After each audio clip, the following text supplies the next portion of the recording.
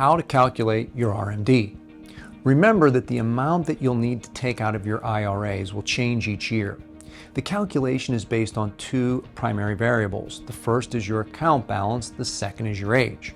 The account balance you'll be using for your calculation is the December 31st balance, or year-end balance for the year prior to the distribution. Now we turn to your age, which is really a calculation of your life expectancy. The younger you are, the longer your statistical life expectancy, the lower your RMD. The IRS publishes a table called the Unified Lifetime Table, and here you can find your life expectancy, which becomes the divisor in the equation. There's a separate table for those with a spouse that's more than 10 years younger. So here's a very quick, simple example. If on December 31st your IRA has an account balance of $100,000 and you are 72 years old, you'll find that your divisor is 27.4, and that means that your required minimum distribution for the year is $3,650. It's also important to know that you must perform this calculation on each IRA you own. So if you have 3 IRA accounts, you must do the calculation on each account. You can take the calculated RMD from each account respectively, or you can total your RMDs and take the entire amount from one IRA or any combination of the accounts. Again, a quick example. If you happen to have 2 IRAs and the balances on December 31st of a given year are both $100,000, you're going to do the calculation twice. So your divisor for that given year is going to be 27.4. You divide that into your $100,000 account balance, and for the year your RMD is going to be $3,650 each, for a total of $7,300. You can take that $7,300 from one IRA, or you can divide it between the two. This may seem unimportant at first glance.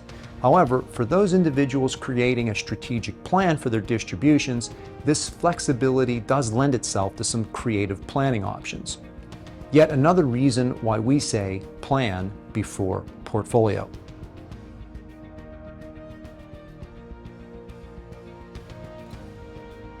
Qualified charitable distributions, or QCDs. How about a little good news on the tax front?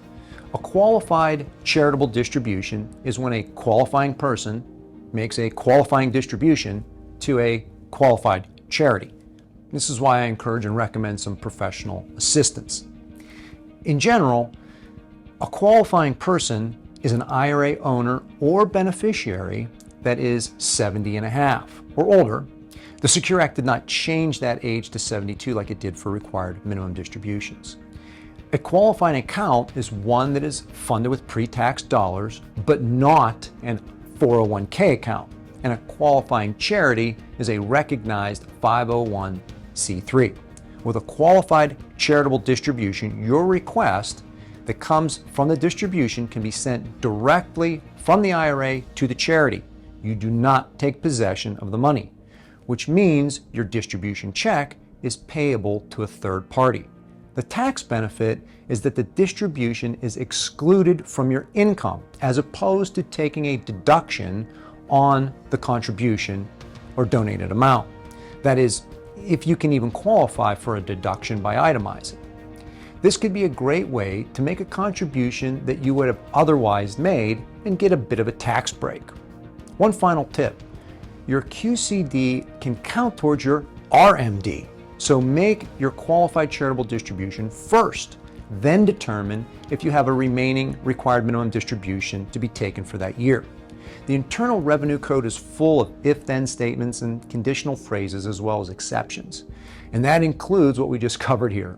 So seek out professional advice to navigate these rules and make the most of your hard-earned money. At BPG Planning, it's about more than your money. It's planning with purpose.